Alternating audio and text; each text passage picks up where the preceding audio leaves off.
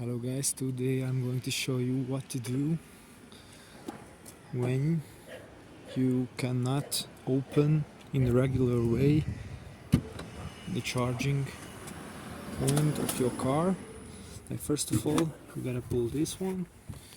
You can see here there's a handle.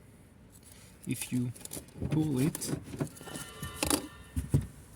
it's originally should be somewhere here, like this, and after you pull it you can open the tank door, and if your plug doesn't want to unlock itself, so you cannot plug out the charger, then you can see here, right here, the charging lock release.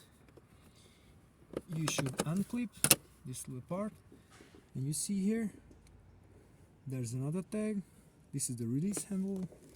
Now you just have to pull it and your charger cable will unlock, because usually it should unlock when you unlock your door.